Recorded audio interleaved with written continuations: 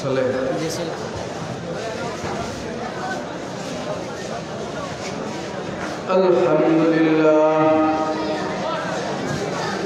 अल्हम्दुलिल्लाह नहमदुहु व नस्तईनुहु व नस्तगफिरुहु व नु'मिनु बिही व नतवक्कलु अलैहि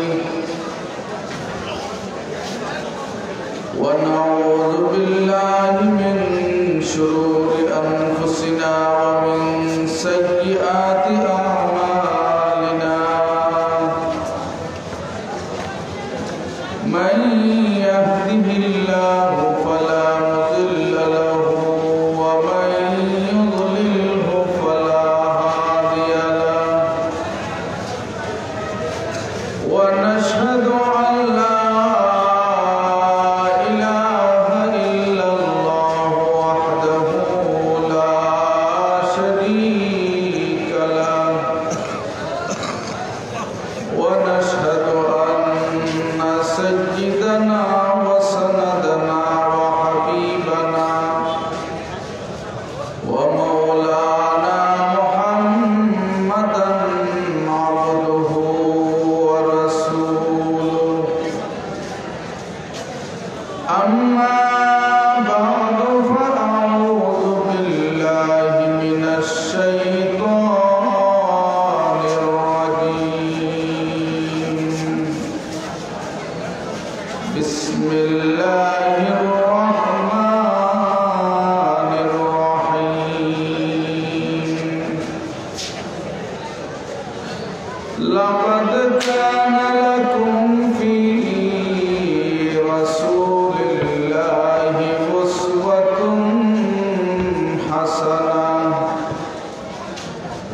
उस्वतुन हसनतुन लिमन काना यरजुल्लाह वल यौमल आखिर व ज़करल्लाह कसीरा व क़ाल रसूलुल्लाहि सल्लल्लाहु अलैहि वसल्लम तरक्तु फीकुम अम्रयन लन तज़िल्लू मा तमस्सक्तुम बिहिमा किताबल्लाहि व सुन्नती व नहनु अला ज़ालिका लमिनश शाहिदीन वश्शाकिरीन वल्हम्दुलिल्लाहि रब्बिल आलमीन। खुदा दर इंतज़ार हमद मानीस मोहम्मद चश्म बर्राहे सनानीस खुदा मदह आफरी मुस्तफा बस मोहम्मद हामिद हमद खुदा बस मुनाजाते अगर खाही बया कर बबैते हम कनात में तवा कर मोहम्मद तुम्हें खाहम खुदारा इलाही तुहुब्बे मस्तफारा।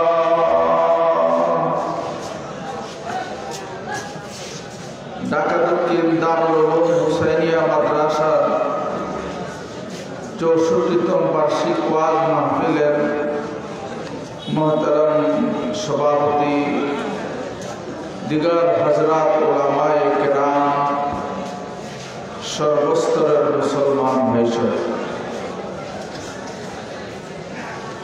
আল্লাহ পাক রব্বুল আলামিন আমাদেরকে যতগুলি নিয়ামত দিয়েছেন সকল নিয়ামতের মাঝে সবচেয়ে সেরা বড় নিয়ামত হচ্ছে কোরআন মজিদ। এই কোরআনের মাধ্যমে ইনসানের সম্পর্ক রহমানের সাথে কায়েম হবে। আল্লাহ সুবহানাহু ওয়া তাআলা সূরা রহমানের শুরুতে বলেন, আর রহমান আল্লামাল কুরআন খালাকাল ইনসান। ধারাবাহিক তিনটে শব্দ আল্লাহ উল্লেখ করেছেন, রহমান, কোরআন, ইনসান। এই ইনসান মানুষ রহমানের সাথে সম্পর্ক কায়েম হবে কিসের দ্বারা? আওয়াজ দিয়ে বলেন কিসের দ্বারা? কোরআনের দ্বারা। আল্লাহ বলেন আর রহমান আল্লামাল কুরআন খালাকাল ইনসান। ইনসানের সম্পর্ক রহমানের সাথে কায়েম হবে পবিত্র কোরআন মজিদের মাধ্যমে। সেজন্য রহমান আর ইনসানের মধ্যখানে আল্লাহ কোরআনের কথা উল্লেখ করেছেন। এই কোরআন হচ্ছে সবচেয়ে বড় নিয়ামত। এই কোরআন নিয়ে আমরা দুনিয়াতে বাঁচতে চাই, এই কোরআন সাথে নিয়ে আমরা দুনিয়া থেকে মরতে চাই। কিরে ভাই জোরে বল। কোরআন নিয়ে বাঁচতে চাই, কোরআন নিয়ে মরতে চাই। এই কোরআন হচ্ছে সবচেয়ে বড় আমানত। আল্লাহ পাক রব্বুল আলামিন 30 পারা কোরআন নাযিল করেছেন। জিবরাইল আমিন 24,000 মর্তবা ওহী নিয়ে নবীজির দরবারে এসেছেন। আমি আপনাদের সামনে সূরা আহজাবের 21 নম্বর আয়াত তেলাওয়াত করেছি। আর বিশ্বনবী মুহাম্মদুর রাসূলুল্লাহ সাল্লাল্লাহু আলাইহি ওয়াসাল্লামের হাদিসের ভান্ডার থেকে একখানা হাদিস আমি পাঠ করেছি। সংক্ষিপ্ত সময়ের ভিতরে তেলাওয়াতকৃত আয়াত এবং হাদিসের আলোকে কিছু কথা আপনাদের সামনে পেশ করার চেষ্টা করব ইনশাআল্লাহ।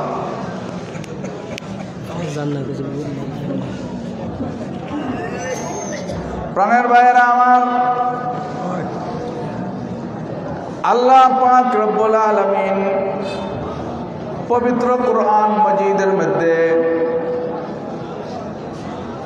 2 জায়গায় উসওয়াতুন হাসানা শব্দ ব্যবহার করেছেন। কথা বুঝে আসলে বলুন। উত্তম আদর্শ, উত্তম নমুনা, উসওয়াতুন হাসানা পবিত্র কোরআন মজিদের কয় জায়গায় উল্লেখ আছে? আরো জোরে। সূরা মুমতাহিনা হযরত ইব্রাহিম আলাইহিস সালাম সম্পর্কে আল্লাহ বলেছেন উসওয়াতুন হাসানা। আর সূরা আহজাবের 21 নম্বর আয়াতে আল্লাহ পাক বলেছেন বিশ্বনবী মুহাম্মদুর রাসূলুল্লাহর শানে উসওয়াতুন হাসানা। 1.25 লক্ষ পয়গম্বরের মধ্যে কোন নবীর ব্যাপারে আল্লাহ উসওয়াতুন হাসানা এই খেতাব দেন নাই, এই গুণে অভিহিত করেন নাই। একমাত্র হযরত ইব্রাহিম আলাইহিস সালাম আর মুহাম্মদুর রাসূলুল্লাহ সাল্লাল্লাহু আলাইহি ওয়াসাল্লাম এই 2 জন রাসূলের ব্যাপারে আল্লাহ পাক উসওয়াতুন হাসানা উল্লেখ করেছেন। আমাদের নবী, বিশ্ব নবী মুহাম্মদুর রাসূলুল্লাহ সাল্লাল্লাহু আলাইহি ওয়াসাল্লাম সকল মানুষের জন্য আদর্শ।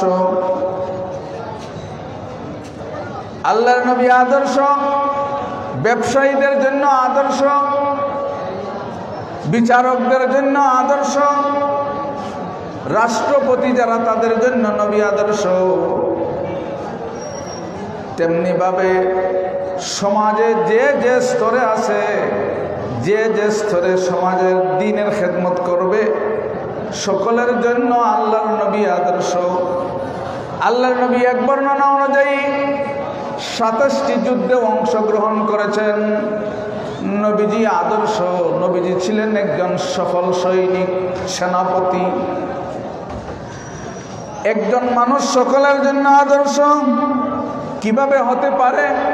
একজন ডাক্তার আরেকজন ডাক্তারের জন্য আদর্শ হতে পারে, একজন বিচারক আরেকজন বিচারকের জন্য মডেল হতে পারে, একজন সেনাপতি আরেকজন সেনাপতির জন্য আদর্শ হইতে পারে। নবীজি একাই সকল সেক্টরের সকল মানুষের জন্য আদর্শ কিভাবে, সেটা বিশ্বনবী মুহাম্মদুর রাসূলুল্লাহ সাল্লাল্লাহু আলাইহি ওয়াসাল্লামের বৈশিষ্ট্য। আল্লাহ পাক রব্বুল আলামিন আদম আলাইহিস সালাতু ওয়াস সালাম থেকে নিয়ে হযরতে ঈসা আলাইহিস সালাতু ওয়াস সালাম পর্যন্ত যত নবীগণকে আল্লাহ যত গুণাবলী দান করেছেন, শুধুমাত্র মুহাম্মদুর রাসূলুল্লাহ সাল্লাল্লাহু আলাইহি ওয়াসাল্লামকে তত গুণাবলী দান করেছেন। আল্লাহর নবী ছিলেন জামিউল কামালাত, সমস্ত গুণাবলীর সমাহার ঘটেছিল বিশ্বনবী মুহাম্মদুর রাসূলুল্লাহ সাল্লাল্লাহু আলাইহি ওয়াসাল্লামের মধ্যে। আসুন আমরা একটু আলোচনা শুনি। কেউ যদি মসজিদে যায় নামাজ পড়ার জন্য, আল্লাহর নবী আদর্শ, কেন আমরা নবীজিকে আদর্শ হিসেবে গ্রহণ করব? নম্বর 1, মসজিদে আপনি যাবেন নামাজ পড়ার জন্য, ইমাম রয়েছেন, ইমাম সাহেবের অনুসরণ করবেন। হাদিসের মধ্যে রয়েছে ইন্নামা জুইলাল ইমাম লিইউতাম্মা বি। ইমাম মসজিদের মধ্যে থাকবেন, মুক্তাদি তার অনুসরণ করবে। ইমাম রুকুতে গেলে মুক্তাদি রুকুতে যাবে, ইমাম সেজদায় গেলে মুক্তাদি সেজদায় যাবে, নাকি ইমামের আগে, ইমাম রুকুতে যাওয়ার আগে মুক্তাদি রুকুতে চলে যাবে, নাকি ইমাম সেজদায় যাওয়ার আগে পিছনের মুক্তাদি মুসল্লি সেজদায় চলে যাবে? তার নামাজ হবে? সে ইমামের অনুসরণ করলো? তাহলে মসজিদে যাইয়া আপনি 2 রাকাত নামাজ পড়বেন, 3 রাকাত নামাজ পড়বেন, 4 রাকাত নামাজ পড়বেন। মসজিদে যে আপনি যদি নামাজ পড়তে আপনার ইমামের প্রয়োজন হয়, ইমামের অনুসরণ করতে হয়, 2 রাকাত নামাজ মসজিদে যদি ইমামের অনুসরণ ছাড়া পড়লে নামাজ হয় না। 3 রাকাত মাগরিবের নামাজ ইমামের অনুসরণ ব্যতীত পড়লে যদি নামাজ হয় না। 4 রাকাতে সারের নামাজ ইমামের অনুসরণ না করে পড়লে যদি নামাজ হয় না। আপনার জন্ম থেকে মৃত্যু পর্যন্ত যতগুলি কর্মকাণ্ড রয়েছে, সমাজনীতি বলেন, অর্থনীতি বলেন, রাষ্ট্রনীতি বলেন, ব্যক্তিগত জীবন বলেন, পারিবারিক জীবন বলেন, সর্বক্ষেত্রে বিশ্বনবী মুহাম্মদুর রাসূলুল্লাহ সাল্লাল্লাহু আলাইহি ওয়াসাল্লাম তিনি হচ্ছেন সমস্ত সেক্টরের সকল মানুষের জন্য ইমাম। জুরে কোন ঠিক না বেঠিক? আরো আওয়াজ দিয়ে বলুন ঠিক না বেঠিক? সুতরাং মুহাম্মদুর রাসূলুল্লাহ সাল্লাল্লাহু আলাইহি ওয়াসাল্লাম তিনি ইমাম, ইমামুল মুরসালিন, সাইয়্যিদুল মুরসালিন, সমস্ত রাসূলগণের ইমাম, উম্মতের ইমাম, সমস্ত রাসূলগণের ইমাম। উনারই অনুসরণ করতে হবে। ব্যক্তিগত জীবন বলেন, পারিবারিক জীবন বলেন, সামাজিক জীবন বলেন, রাষ্ট্রীয় জীবন বলেন, আন্তর্জাতিক জীবন বলেন, সর্বক্ষেত্রে বিশ্বনবী মুহাম্মদুর রাসূলুল্লাহর অনুসরণ করতে হবে। তবেই সেই নবীর উম্মত হিসাবে দাবি করতে পারবে। নতুবা মুখ দিয়ে যদি কেউ দাবি করে আর ইসলামী নাম ব্যবহার করে নবীর আদর্শ গ্রহণ করে না, ব্যক্তিগত জীবনে ইসলাম পালন করে, রাষ্ট্রীয় জীবনে ইসলাম পালন করে না, সামাজিক জীবনে ইসলাম পালন করে, অর্থনৈতিক জীবনে ইসলাম পালন করে না, কাশিম কেন মুসলমান হতে পারে না, পারে না। জোরে বলুন ঠিক না বেঠিক? আমাদের দেশে এমন লোক আছে যারা হজে যায়, হজ করে, নামটাও মুসলমান, হাজির শব্দ লেখা আছে, কিন্তু ইসলামী অর্থনীতি মানে না। যেরকম আছে না নাই? ইসলামে অর্থনৈতিক ব্যবস্থা, অর্থনৈতিক সমস্যার সমাধান ইসলামে আছে না নাই? কোরআনে আছে না নাই? আল্লাহর নবী আমাদেরকে সেই দিক নির্দেশনা দিয়েছেন কিনা? অবশ্যই। ইসলাম বলে সম্পদের মালিক একমাত্র, আওয়াজ দিয়ে বলুন আরো জোরে, লিল্লাহি মুলকুস সামাওয়াতি ওয়া মা ফিল আরদ কুলিল্লাহুম্মা মালিকাল মুলক তু'তিল মুলকা মান তাশাউ ওয়া তানজিউল মুলকা মিম্মান তাশাউ ওয়া তু'ইজ্জু মান তাশাউ ওয়া তুযিল্লু মান তাশাউ বিয়াদিকাল খায়র ইন্নাকা আলা কুল্লি শাইইন কাদির। এই আসমান জমিন সারা দুনিয়ার আসল মালিককে, সম্পদের আসল মালিককে। এই দেশে এমন মানুষ রয়েছে বুকে লেনিনের ছবি যদি লাগায়, গেঞ্জির গায়ে থাকে, তাহলে নিজেকে গৌরব মনে করে। যেটা কোন ঠিক না বেঠিক? স্টালিনের আদর্শ, লেনিনের আদর্শ, সমাজবাদ, পুঁজিবাদ, সেগুলিকে মনে করে অর্থনৈতিক সমস্যার সমাধান। কিন্তু অর্থনৈতিক সমস্যার সমাধান আল্লাহর নবী দিয়েছেন। যাকাত দাও, 40 ভাগের 1 ভাগ তুমি যাকাত দাও। তোমার সম্পদের আসল মালিক আল্লাহ। সেই সম্পদের মধ্যে জনগণের অধিকার রয়েছে, গরিব দুস্থ মানবদের জন্য অধিকার রয়েছে। তাদেরকে তোমরা তাদের অধিকার দাও, তাদেরকে দাও তাদের অধিকার। সম্পদের আসল মালিক আল্লাহ, কিন্তু সেই সম্পদ থেকে 40 ভাগের 1 ভাগ তুমি যাকাত দান করো। গবেষকরা বলে, বর্তমান বাংলাদেশ নিয়ে, অর্থনীতি নিয়ে যারা গবেষণা করে, তারা বলতেছে যদি এই দেশের যত ব্যবসায়ী রয়েছে, বাংলার সকল ব্যবসায়ী, ধনী মানুষ, এরা যদি নিয়মিত সঠিকভাবে যাকাত আদায় করত, 40 বছর পরে এই দেশে কোনো ভিক্ষুক পাওয়া যেত না। ইসলামে অর্থনীতি আছে। আল্লাহ বলেন সম্পদের মালিক আল্লাহ। সমাজবাদ বলে সম্পদের মালিক সরকার। পুঁজিবাদ বলে সম্পদের মালিক জনগণ। সম্পদের মালিক জনগণ নয়, সম্পদের মালিক সরকার নয়। সমাজবাদ বলেছিল সম্পদের মালিক সরকার। সরকার সেই সমাজতন্ত্র রাশিয়ায় 70 বছরের মাথায় ব্যঙ্গে খান খান হয়ে গেছে। আজকে একমাত্র পরাশক্তি বিশ্বে রয়েছে, সেটা হলো পুঁজিবাদী অর্থনীতি ব্যবস্থা। আমেরিকায় রয়েছে 70 বছরের মাথায় সমাজবাদ যেভাবে ধ্বংস হয়েছে, রাশিয়া যেভাবে খান খান হয়েছে, অতি সত্তর শীঘ্রই সেদিন আসবে আমেরিকা ব্যঙ্গে খান খান হবে। সেই হোয়াইট হাউসে কালিমায়ে লা ইলাহা ইল্লাল্লাহর পতাকা উড়বে।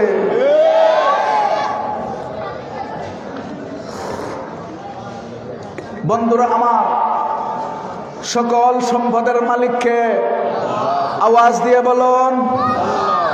সম্পদের মালিক জনগণ নয়, সম্পদের মালিক সরকার নয়, সম্পদের আসল মালিক আল্লাহ। ইসলামে সেই অর্থনীতির সমাধান আছে। এখানে মুহাম্মদুর রাসূলুল্লাহ সাল্লাল্লাহু আলাইহি ওয়াসাল্লামকে আদর্শ মানতে হবে অর্থনীতিতে। তুমি যদি হাজি হয়ে তুমি যদি মুসলমান নাম ব্যবহার করো, আর লেনিন আর স্টালিন আর কার্ল মার্ক্সের আদর্শ তুমি অর্থনীতি গ্রহণ করো, তোমার পক্ষে মুসলমান দাবি করা কশিনকালেও ঠিক হবে না। ঠিক হবে? হবে? বন্ধুরা আমার, বিচার ব্যবস্থায় মুহাম্মদুর রাসূলুল্লাহ সাল্লাল্লাহু আলাইহি ওয়াসাল্লাম আমাদের জন্য আদর্শ। কবিলায়ে বনু মখজুমের একজন মহিলা চুরি করল। সম্ভবত সেই মহিলার নাম ছিল ফাতেমা। ওই মহিলার চুরির অভিযোগে বিশ্বনবী মুহাম্মদুর রাসূলুল্লাহ সাল্লাল্লাহু আলাইহি ওয়াসাল্লাম হাত কাটার নির্দেশ দিলেন। সেই গোত্রের মানুষ ওই মহিলা চুরির অভিযোগে তার হাত কাটা যাবে, গোত্রের মানুষ সেটা মানতে রাজি না। ওদের দাবি হাত কাটার পরিবর্তে আর্থিক যে কোনো দণ্ড যদি নবীজি দেন সেটা তারা মেনে নিবে, কিন্তু হাত কাটতে তারা রাজি না। নবীজির দরবারে তারা কিভাবে সুপারিশ করবে সাহস নাই। হযরতে উসামা বিন যায়েদ রাদিয়াল্লাহু তাআলা আনহুকে আল্লাহর নবী খুবই ভালোবাসতেন, মহব্বত করতেন। গোত্রের লোকজন হযরতে উসামা বিন যায়েদ রাদিয়াল্লাহু তাআলা আনহুর কাছে গেল, যে বলল, হে উসামা, আল্লাহর নবী তোমাকে ভালোবাসেন, শুনো, নবীজি আমাদের গোত্রের একটা মহিলার ব্যাপারে হাত কাটার নির্দেশ দিয়েছেন চুরির অভিযোগে। নবীজির দরবারে যাইয়া সুপারিশ করো, যে কোনো ধরনের আর্থিক দণ্ড আমরা মেনে নিব, তবুও আমাদের গোত্রকে যেন এই কালিমা থেকে নবীজি মুক্ত করেন। হযরতে উসামা রাদিয়াল্লাহু তাআলা আনহু নবীজির দরবারে যাইয়া সুপারিশ করলেন।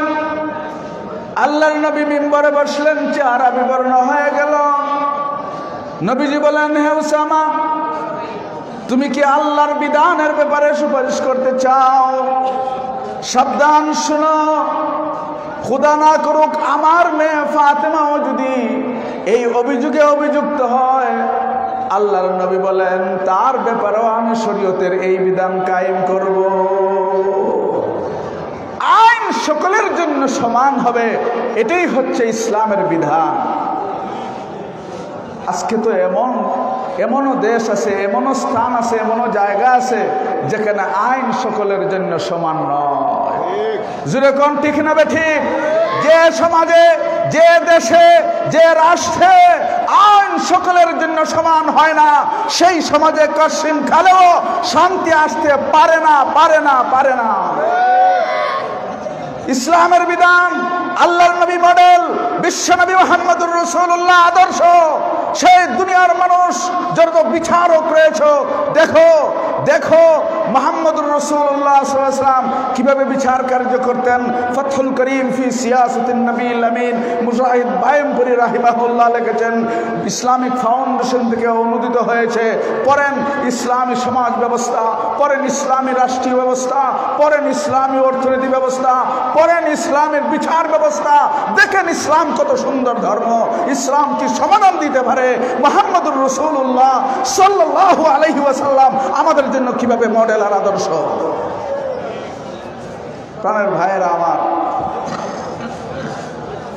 আল্লাহ তাআলা নবীজিকে তো বলেছেন উসওয়াতুন হাসানা, লাকাদ কানা লাকুম ফি রাসূলিল্লাহি উসওয়াতুন হাসানা লিমান কানা ইয়ারজুল্লাহ ওয়াল ইয়াউমাল আখির ওয়া যাকারাল্লাহ কাসীরা। সূরা আহজাবের 21 নম্বর আয়াতে দুনিয়ার মানুষের জন্য আল্লাহ ঘোষণা দিচ্ছেন, দেখো নবীজিকে আদর্শ বানিয়ে দিলাম। কাদের জন্য? লিমান কানা ইয়ারজুল্লাহ ওয়াল ইয়াউমাল আখির, যারা আল্লাহকে বিশ্বাস করে, আল্লাহর রহমতের প্রত্যাশা করে, পরকালকে বিশ্বাস করে, যারা ঈমানদার, তারা নবীজির অনুসরণ করবে, নবীজিকে আদর্শ সর্বক্ষেত্রে সর্বসেক্টরে তারা নবীজিকে আদর্শ হিসেবে গ্রহণ করবে।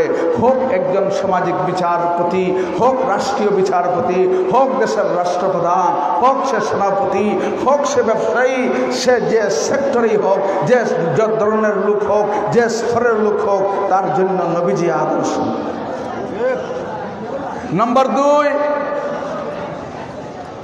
মুহাম্মদুর রাসূলুল্লাহ সাল্লাল্লাহু আলাইহি ওয়াসাল্লামের আদর্শ। দ্বিতীয় কথা বুঝেন, মেয়ে যখন বিয়ে দেওয়ার সময় হয়, বিয়ের দিন মেয়েকে সাজিয়ে গুছিয়ে দেওয়া হয়। স্বামী জীবনের প্রথম রাত্রে প্রথমবারের মতো তাকে দেখবে। আমি আপনাদেরকে জিজ্ঞাসা করি, কোনো একটা মেয়েকে যদি সাজিয়ে গুছিয়ে দেওয়া হয় বিয়ের দিন, তাহলে এমন কোনো মেয়ে পাওয়া যাবে যে স্বামীর সাথে জীবনের প্রথম সাক্ষাতে সে সুন্দরী হয়ে সুন্দর কাপড় পরিধান করে যেতে অনীহা প্রকাশ করবে, অসম্মতি দ্বিমত পোষণ করবে, এমন কোনো মেয়ে পাওয়া যাবে? পাওয়া যাবে না। কারণ প্রত্যেকটা মেয়ে চায় তার স্বামীর সাথে জীবনের প্রথম সাক্ষাতে যত সুন্দর হয়ে সেজে গুছে সে যাইতে পারে, স্বামীর কাছে সে ততই প্রিয় এবং ভালোবাসার পাত্র হবে। কিরে ভাই, ঠিক না বেঠিক? বন্ধুরা আমার, বিশ্বনবী মুহাম্মদুর রাসূলুল্লাহ সাল্লাল্লাহু আলাইহি ওয়াসাল্লাম দুনিয়াতে চলে গেছেন, নবীজির আদর্শ আমাদের সামনে রেখে গেছেন। কেউ দুনিয়াতে থাকবো না, পরকালে আল্লাহ পাক রব্বুল আলামিনের দরবারে যখন সাক্ষাৎ হবে আমাদের, আল্লাহ সুবহানাহু ওয়া তাআলার দরবারে যে যত বেশি মাথা থেকে পা পর্যন্ত নবীজির আদর্শে আদর্শবান হয়ে আল্লাহর দরবারে হাজির হবে, সাক্ষাৎ করবে, সে তত বেশি আল্লাহর কাছে প্রিয় বান্দা হিসেবে গণ্য হবে। সে তত বেশি আল্লাহর কাছে প্রিয় বান্দা হবে। আজকে আমরা কোথায় আর নবীর আদর্শ কোথায়? তো কুজাও সুন্নতে আহমদ কুজা, তু কুজাও সুন্নতে আহমদ কুজা, বা মোহাম্মদ কয়বদ নিসবতরা। আজকে আমরা এমন মুসলমান হতে যাচ্ছি, গঙ্গায় যাইয়া স্নানও করি, আবার বাইতুল্লাহ যাইয়া হজও করি, এমন মানুষও আছে। যেরকম গঙ্গায় যাইয়া স্নান করে আবার বাইতুল্লাহ যাইয়া হজ করে, বলে আল্লাহও খুশি থাকুক, শয়তানও বেজার না হোক। কিরে ভাই, আহসানুল ফতওয়ার মুকদ্দিমায় আছে, লিখেছেন রশিদ আহমদ লুধিয়ানবী রহমতুল্লাহ আলাইহি, हज भी काबा का किया और गंगा में स्नान भी, हज भी काबा का किया और गंगा में स्नान भी, खुश रहे रहमान भी राजी रहे शैतान भी, खुश रहे रहमान भी राजी रहे शैतान भी। বাইতুল্লাহ যাইয়া হজ করলে, গঙ্গায় যাইয়া স্নান করার সুযোগ নাই, আল্লাহকে সন্তুষ্ট করলে শয়তানকে খুশি করার সুযোগ নাই। জুড়ে কোন ঠিক না বেঠিক? শয়তানকে খুশি করলে আল্লাহকে সন্তুষ্ট করা যাবে না, আর আল্লাহর সন্তুষ্টি অর্জন করতে চাইলে শয়তানের পথ পরিহার করতে হবে। আমাদের দেশে এমন মার্কামারা মুসলমান আছে যারা যখন সময় আসে, বিভিন্ন অন্যান্য ধর্মাবলম্বীদের বিভিন্ন উৎসব আসে, তখন স্লোগান দেয়। আমাদের মধ্যে অনেক লোক আছে স্লোগান দেয়, ধর্ম যার যার, উৎসব সবার। জুড়ে কন্যা নাউজুবিল্লাহ, একটু জুড়ে কন্যা। বিয়ানীবাজার আর ঢাকা দক্ষিণের মানুষ নাউজুবিল্লাহ। ধর্ম যার যার, উৎসব যদি সবার হয় তাহলে ধর্ম যার যার, ব্যবসাও হবে সবার। ধর্ম যার যার, বিবিও হবে সবার। কথা বলেন না? তাহলে কথায় এক জায়গায় সীমাবদ্ধ থাকবে কেন?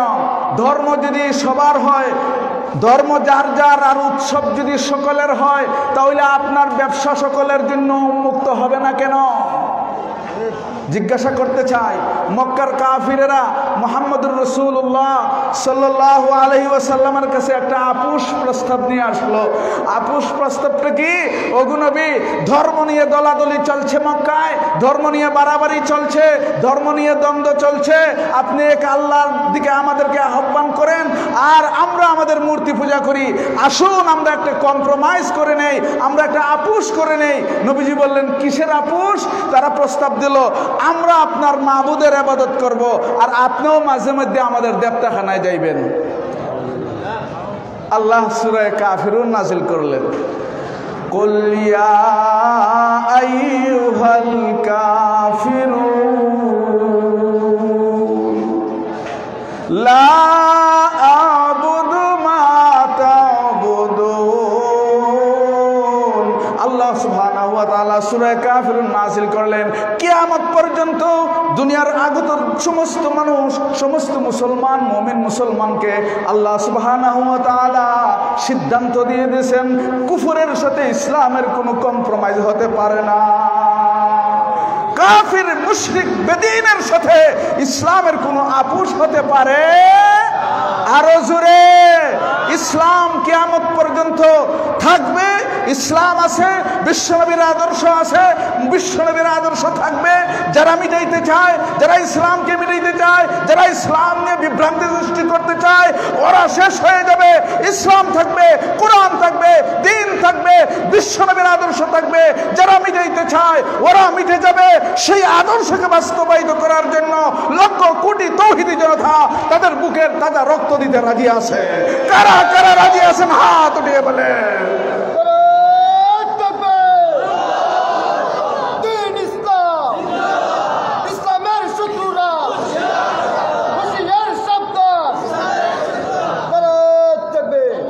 প্রাণের ভাইয়েরা আমার, আসুন মূল কথায় যায়। আল্লাহকে রাজি খুশি করতে গেলে শয়তানের অনুসরণ করা যাবে, আর শয়তানের অনুসরণ করলে আল্লাহর অনুসরণ হবে না। অনুসরণ করবেন একমাত্র আদর্শ হইলেন মুহাম্মদুর রাসূলুল্লাহ সাল্লাল্লাহু আলাইহি ওয়াসাল্লাম এবং সাহাবায়ে কেরাম রিজওয়ানুল্লাহি তাআলা আলাইহিম আজমাইন। তারা হইলেন আমাদের জন্য আদর্শ। বলছিলাম যে একটা মেয়ে সাজিয়ে গুছিয়ে স্বামীর কাছে যাবে, যত বেশি সুন্দরী হয়ে যেতে পারে ততই স্বামীর কাছে প্রিয়। আমরা যদি নবীর আদর্শ মাথা থেকে পা পর্যন্ত ফিট করে আল্লাহর দরবারে যেতে পারি, আল্লাহর কাছে ততই আমরা প্রিয় হব। এই জন্য আল্লাহর অনুসরণ নবীর অনুসরণের দ্বারাই হয়। নবীর এতাওয়াত আল্লাহর এতাওয়াত, নবীর অনুসরণ আল্লাহর অনুসরণ।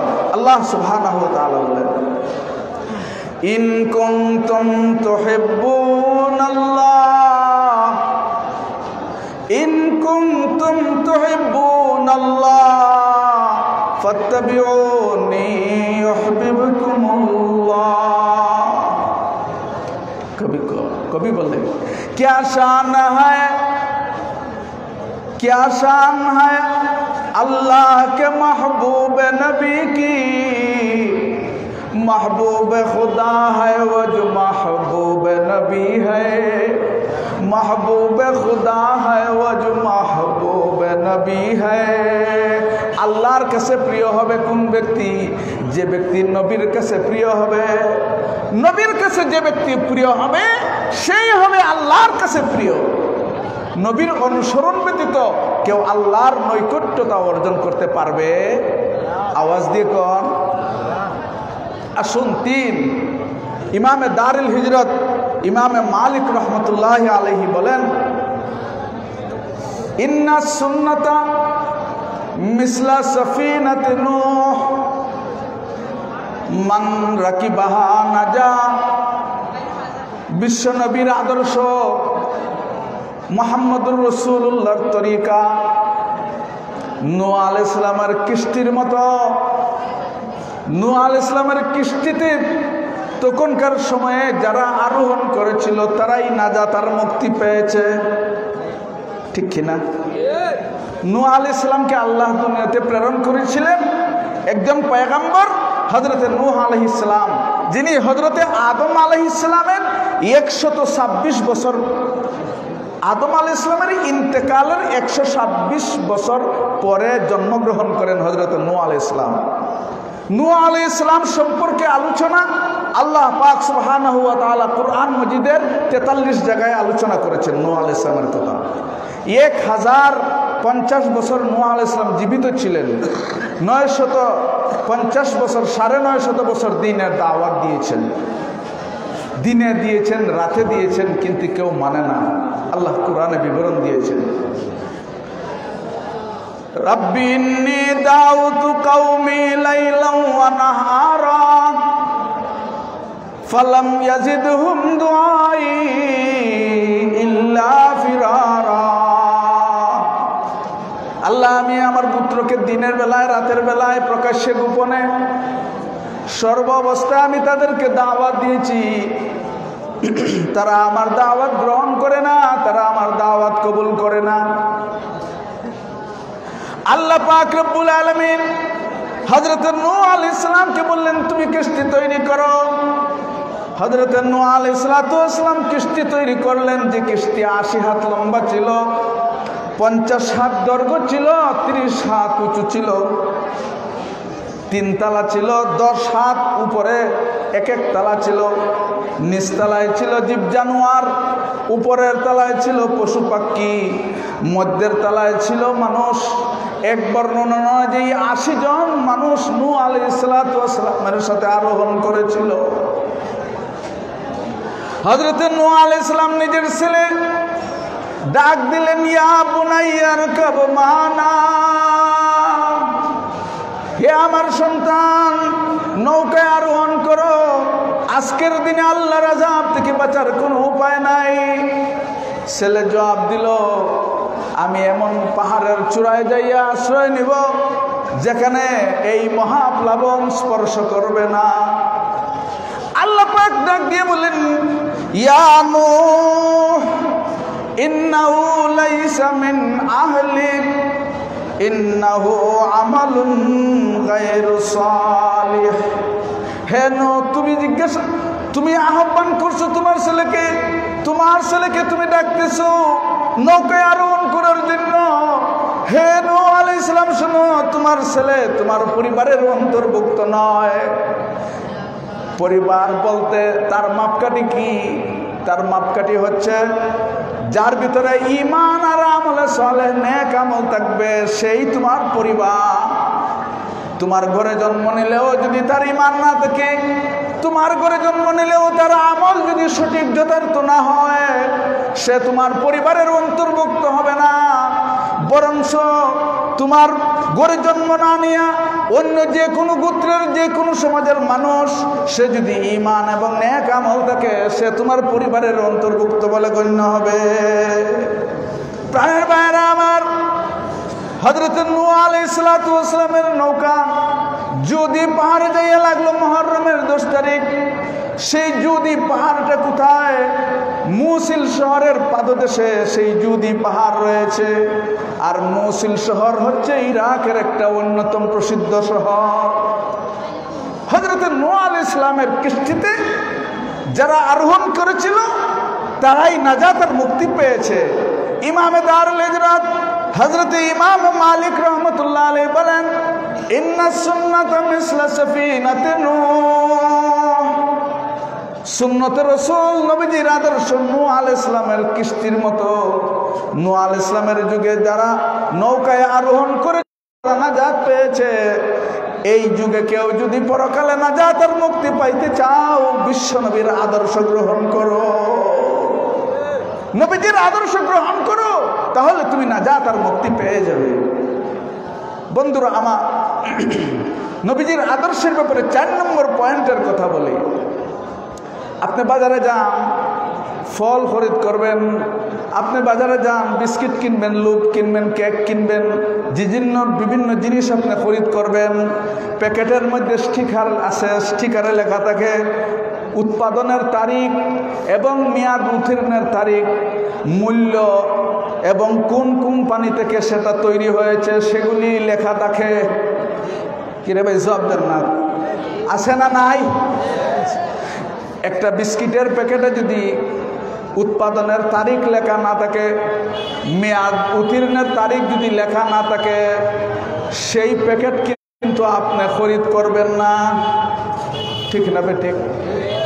প্রত্যেকটা প্যাকেটে স্টিকার আছে, সেই স্টিকারে লেখা থাকে কোন কোম্পানি থেকে, কোন বেকারি থেকে, কোন প্রোডাক্ট কোথায় থেকে প্রোডাকশন হলো এবং কত তারিখ উৎপাদিত হলো, কতদিন পর্যন্ত তার মেয়াদ আছে, সেই স্টিকারে সব কিছু লেখা থাকে। স্টিকার যদি লেখা না থাকে, যদি স্টিকারই না থাকে, তাহলে আপনি সেটা খরিদ করবেন না, বলবেন এটা কোন বছরের তৈরি মাল, আমি নিব আর খাবো, পরিবারের সবাই এই মাল খেয়ে অসুস্থ হয়ে যাবে। সুতরাং বোঝা গেল একটা মাল কাস্টমারের কাছে গ্রহণযোগ্য হওয়ার জন্য স্টিকার থাকতে হবে। কথা বুঝে আসে না আমার? কি থাকতে হবে? স্টিকার থাকতে হবে। বাজারে মাল যদি স্টিকার, কোম্পানির স্টিকার ব্যতীত বিক্রি না হয়, গ্রহণযোগ্য না হয়, আপনি হাসরের ময়দানে আল্লাহর দরবারে দুনিয়ার যত আমল নিয়ে যাবেন, কোনো আমল আল্লাহর দরবারে গ্রহণযোগ্য হবে না। একমাত্র যে আমলের মাথায় মুহাম্মদুর রাসূলুল্লাহর সুন্নতের স্টিকার লাগানো থাকবে, সেই আমল আল্লাহর দরবারে গ্রহণযোগ্য হবে। হাসরের মাঠে আলোচনা বুঝে আসলে বলুন, হাসরের মাঠে আল্লাহর দরবারে কোন আমল গ্রহণযোগ্য হবে? যে আমলে মুহাম্মদুর রাসূলুল্লাহ সাল্লাল্লাহু আলাইহি ওয়াসাল্লামের স্টিকার লাগানো থাকবে, সেই আমল আল্লাহর দরবারে গ্রহণযোগ্য হবে। আর যে আমলটা নবীজির সুন্নত অনুযায়ী হবে না, সেই আমল আল্লাহর দরবারে গ্রহণযোগ্য হবে। আরো জোরে প্রাণের ভাইয়েরা আমার, 5 নম্বর কথা বুঝেন। আপনি টেইলারের কাছে যাবেন জামা সেলাই করার জন্য, জামা সেলাই করবেন, দেন না শরীরের মাপ দিয়ে দেন না টেইলারকে, নাকি মুখস্থ দিয়ে দেন যে আমি আমার জন্য একটা জামা বানাইও? কি বলেন আপনারা, কি মাপ দেন না মুখস্থ বলে দেন? আপনি মাপ দিলেন, আপনার জামা 36 ইঞ্চি লম্বা হবে, কথার কথা।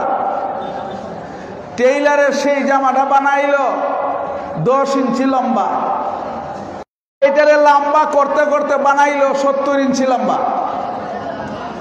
শরীরে যে জামা আপনার ফিট হয় না, আপনি যে মাপ দিয়েছিলেন টেইলারকে, সেই মাপ অনুযায়ী টেইলার আপনার জামা তৈরি করে নাই।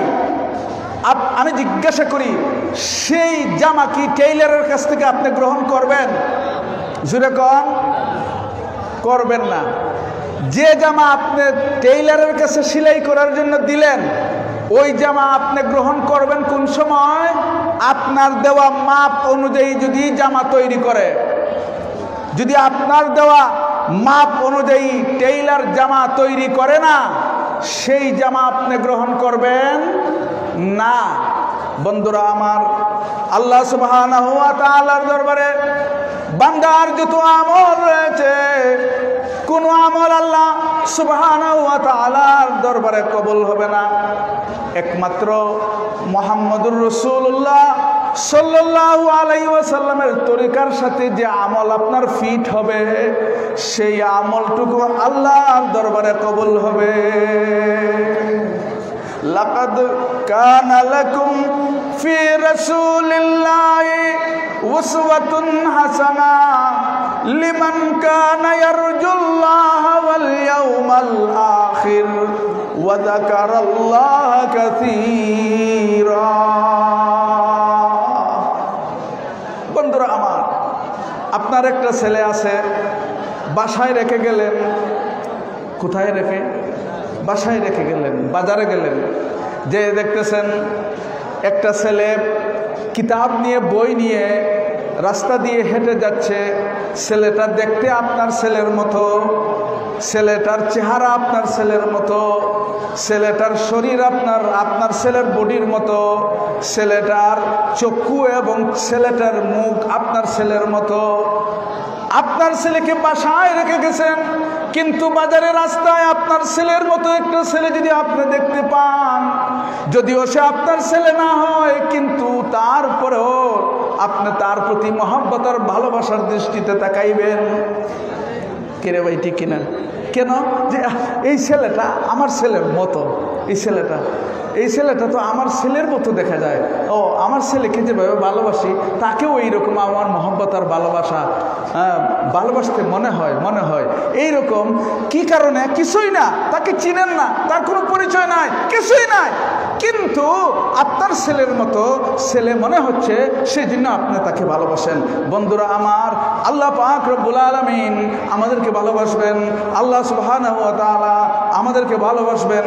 যখন আল্লাহ দেখবেন বান্দারা প্রিয় নবী মুহাম্মদুর রাসূলুল্লাহর আমলের মতো নবীজির তরিকা অনুযায়ী আমল করে, আল্লাহ বলবেন ওরা তো আমার নবীর উম্মত, এরা আমার নবীর উম্মত, সুতরাং নবীকে আমি মহব্বত করি, ভালোবাসি, এদেরকেও আমি মহব্বত করব, ভালোবাসবো, কারণ এদের আকৃতিটা আমার নবীর আকৃতির মতো, এদের লিবাস আমার নবীর লিবাসের মতো, এদের মাথা আমার নবীর মাথার লিবাসের মতো, এদের শরীরের যত লিবাস রয়েছে, অঙ্গ প্রত্যঙ্গের যতগুলি চাল চলন রয়েছে, সবগুলি নবীর চাল চলনের মতো।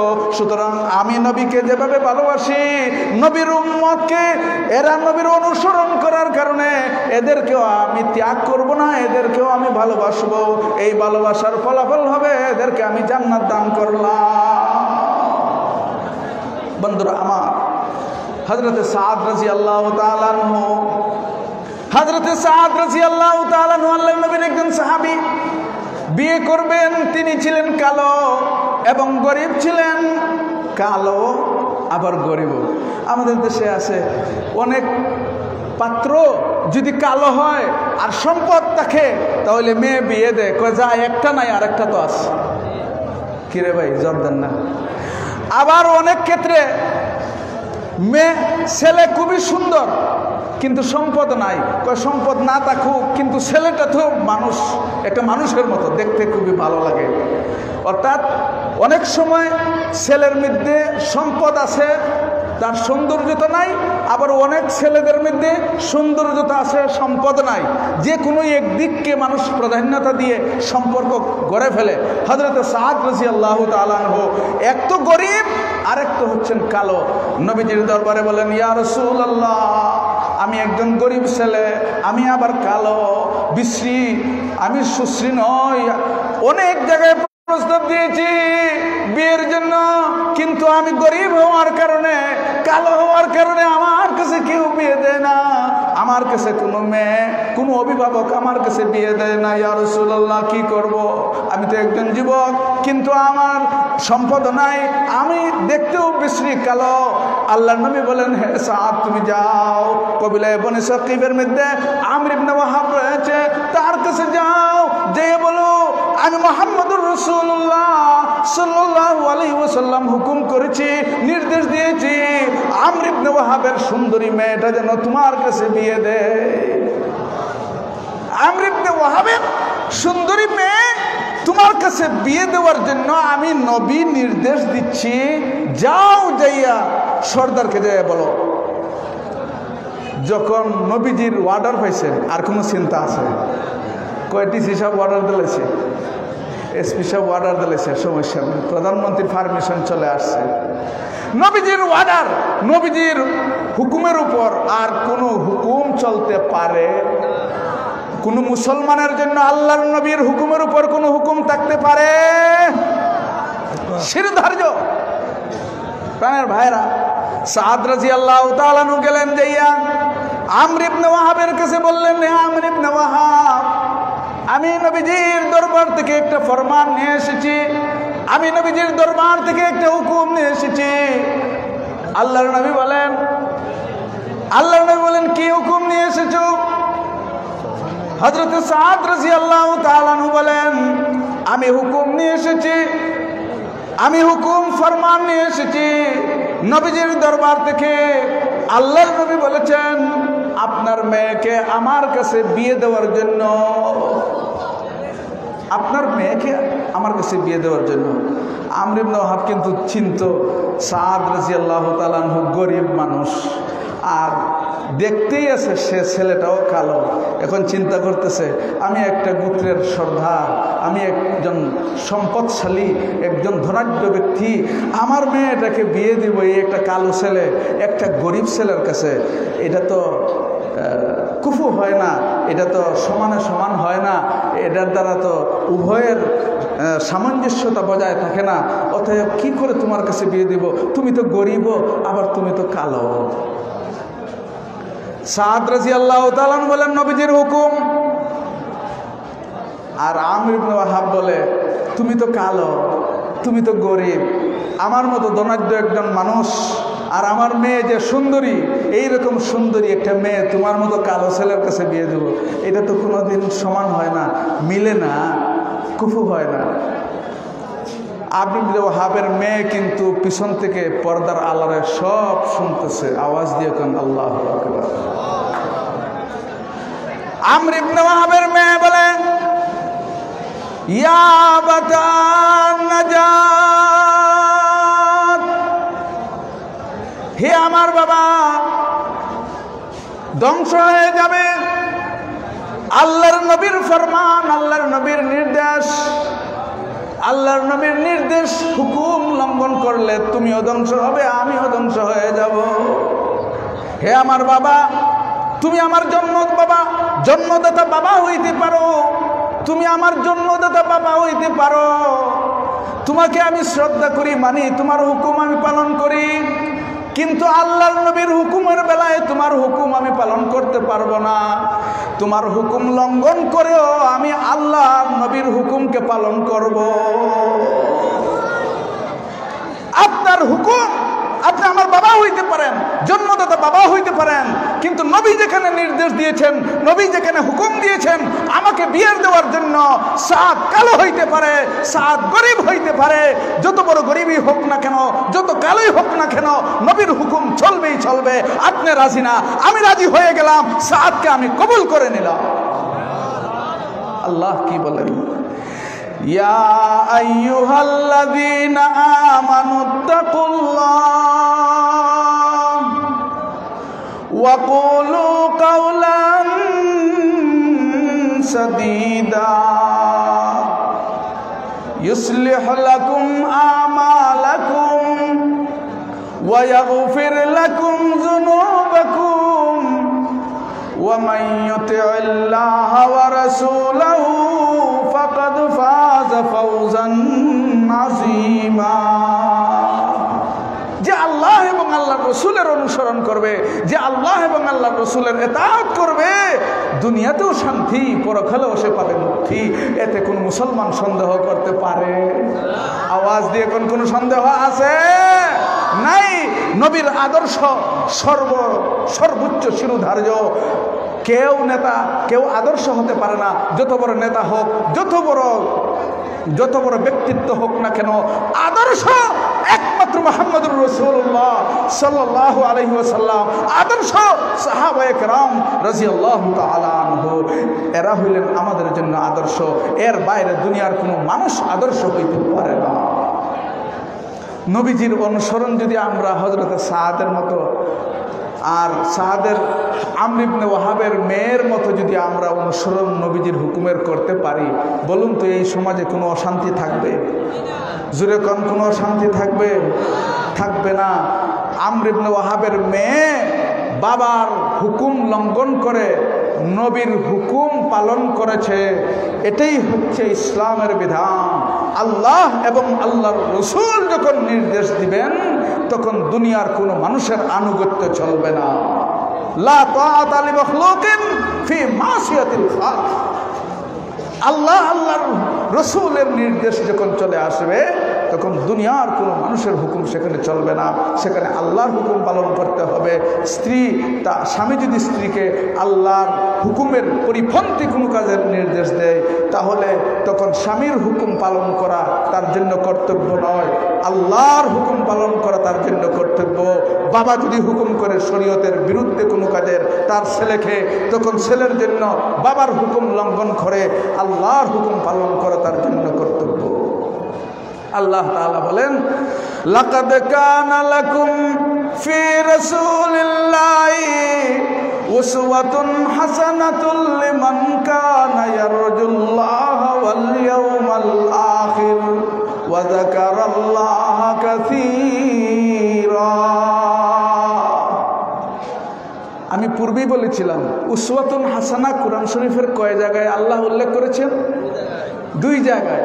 উসওয়াতুন হাসানা কয় জায়গায় উল্লেখ করেছেন? 2 জায়গায়। এক জায়গা সূরা মুমতাহানা হযরত ইব্রাহিম আলাইহিস সালাতু ওয়াস সালামের শানে আল্লাহ উসওয়াতুন হাসানা ব্যবহার করেছেন, আর আখেরি নবী মুহাম্মদুর রাসূলুল্লাহ সাল্লাল্লাহু আলাইহি ওয়াসাল্লামের শানে আল্লাহ তাআলা সূরা আহজাবের 21 নম্বর আয়াতে উসওয়াতুল হাসানা উল্লেখ করেছেন। এই দুইজন পয়গম্বরের ব্যাপারে শুধু উসওয়াতুল হাসানা আছে, আর কোন পয়গম্বরের ব্যাপারে আল্লাহ উসওয়াতুল হাসানা বলেন নাই। বন্ধুরা আমার, আমাদের ব্যক্তিগত জীবন, পারিবারিক জীবন, সামাজিক জীবন, রাষ্ট্রীয় জীবন সবগুলি মুহাম্মদুর রাসূলুল্লাহ সাল্লাল্লাহু আলাইহি ওয়াসাল্লামের তরিকা অনুযায়ী যখন হবে, তখনই সকল ক্ষেত্রে দুনিয়াতেও শান্তি, পরকালেও মুক্তি। মুহাম্মদুর রাসূলুল্লাহ সাল্লাল্লাহু আলাইহি ওয়াসাল্লামের যে তরিকা, এই তরিকার মধ্যে শুধু পরকালে সওয়াব আর জান্নাতি নয়, আল্লাহর রাসূলের প্রত্যেকটি নির্দেশ, প্রত্যেকটি সুন্নত তরিকার মধ্যে বিজ্ঞানও রয়েছে। সর্বশ্রেষ্ঠ বৈজ্ঞানিক হইলেন মুহাম্মদুর রাসূলুল্লাহ সাল্লাল্লাহু আলাইহি ওয়াসাল্লাম। বিজ্ঞানের দৌড় যেখানে শেষ, কুরআন আর সুন্নাহর যাত্রা সেখান থেকে শুরু। জুড়ে কোন ঠিক না বেঠিক? যে জিনিসের সন্ধান দুনিয়ার কোনো বৈজ্ঞানিক দিতে পারে না, যে জিনিসের সন্ধান দুনিয়ার কোনো দার্শনিক দিতে পারে না, যে জিনিসের সন্ধান দুনিয়ার কোনো গবেষক দিতে পারে না, সেই জিনিসের সন্ধান দেওয়ার জন্য লৌহে মাহফুজ থেকে আল্লাহ 30 পারা কোরআন নাজিল করেছেন। আল্লাহ পাক রব্বুল আলামিন 30 পারা কোরআন নাজিল করেছেন। কোরআনকে আল্লাহ অভিহিত করেছেন, কোরআনের একটি নাম হচ্ছে তিবিয়ান। তিবিয়ানান লিকুল্লি শাই, সকল মৌলিক বিষয়ের সুস্পষ্ট সমাধান কোরআন মজিদের মধ্যে রয়েছে। এই জন্য কোরআনকে বলা হয় তিবিয়ান। কোরআনের আরেক নাম তিবিয়ান। এই কোরআন আর সুন্নাহর মধ্যে সমস্ত জ্ঞান বিজ্ঞান নিহিত রয়েছে। দুনিয়ার সকল বৈজ্ঞানিক যেখানে ফেল, সেখানেই রয়েছে কোরআন এবং সুন্নাহর সফলতা। প্রাণের ভাইয়েরা আমার, নামাজ বলেন, মিসওয়াক বলেন, রোজা বলেন, এই রকম শরীয়তের প্রত্যেকটা বিধান যদি আমি রিসার্চ আপনাদের সামনে করি, তাহলে পরিষ্কার হয়ে যাবে নবীজির প্রত্যেকটা সুন্নত আদর্শ বিজ্ঞানসম্মত, শরীয়ত সম্মত, স্বাস্থ্যসম্মত, যুক্তিসঙ্গত। যেমন একটা দৃষ্টান্ত দেখায়, আল্লাহ তাআলা বলেছেন নমাজের মধ্যে তোমরা ওযু করো। এই ওযুর মধ্যে আল্লাহ ফরজ কয়টা দিছেন? যেরকম হাত ধুইতে হবে, মুখ ধুইতে হবে, পা ধুইতে হবে। 3টা ধৌত করার কথা বলছেন, পানি দিয়ে ধৌত করার কথা বলছেন, আর শুধু মাথা মুছা করার কথা বলেছেন। কিরে ভাই, ঠিক কিনা? মাথা কিন্তু পানি দিয়ে ধৌত করার কথা আল্লাহ বলেন নাই। দেখেন বিজ্ঞান, সাধারণত আল্লাহ সুবহানাহু ওয়া তাআলা শরীরের ওই অঙ্গগুলি ধৌত করার জন্য বলেছেন যেগুলি মানুষ কাপড় দিয়ে ঢাকে না। কিরে ভাই, জবাব দেন না কথা। হাত, এই হাত কি আপনি ঢেকে রাখেন? পা কি ঢেকে রাখেন? মুখ কি ঢেকে রাখেন? হাত, মুখ, পা যেগুলি আমরা সাধারণত ঢেকে রাখি না, সেগুলি ধৌত করার জন্য আল্লাহ হুকুম দিয়েছেন। এখানেই বিজ্ঞান, এখানেই বিজ্ঞান।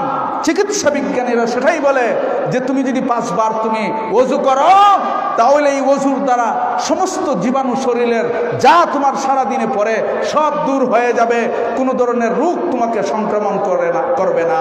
আজকে দেখেন সারা বাংলাদেশের সমস্ত কওমি মাদ্রাসা খোলা, এই পর্যন্ত লাখো লাখো কওমি মাদ্রাসার ছাত্র লেখাপড়া করছে।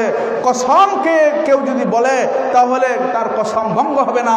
একটা কওমি মাদ্রাসার ছাত্র করোনায় আক্রান্ত হয় নাই, হবে না, হবে না ইনশাআল্লাহ। কারণ ওযু আছে, বিজ্ঞান আছে, ইসলাম আছে, নবীর আদর্শ আছে। নবীর আদর্শ যেখানে করুণা দেখতে পারে না, নবীর আদর্শ যেখানে, সেখানেই বিজ্ঞান, সেখানেই শান্তি, সেখানেই মুক্তি। আল্লাহ সুবহানাহু ওয়া তাআলা এই সমস্ত জ্ঞান বিজ্ঞানের ভান্ডার, এই কওমি মাদ্রাসা যেখানে কোরআন আর হাদিস শিক্ষা দেওয়া হয়, সেগুলি আজও পর্যন্ত আছে। আর এই মদিনার ইসলাম, এই মাদ্রাসাগুলি যতদিন পর্যন্ত থাকবে ততদিন মদিনার ইসলাম এই দেশে থাকবে ইনশাআল্লাহ, এতে সন্দেহ নাই। সেই আলু জ্বলছে, জ্বলবে, যারা নিবাইতে চায় তারা নিভে যাবে। আল্লাহ তাআলা যেন আমাদের সবাইকে এই কওমি মাদ্রাসা হক্কানে উলামায়ে কেরামের সংস্রবে থেকে আমাদেরকে জীবন পরিচালিত করার তৌফিক দান করুন। আল্লাহ যেন আমাদেরকে এই মাহফিলকে কবুল আর মঞ্জুর করেন। ওয়া আখিরু দাওয়ানা আনিল হামদুলিল্লাহি রাব্বিল আলামিন। জামিয়া সাদিয়া রায়দার মাদ্রাসা হবিগঞ্জ বার্ষিক সম্মেলন 9 ফেব্রুয়ারি মঙ্গলবার।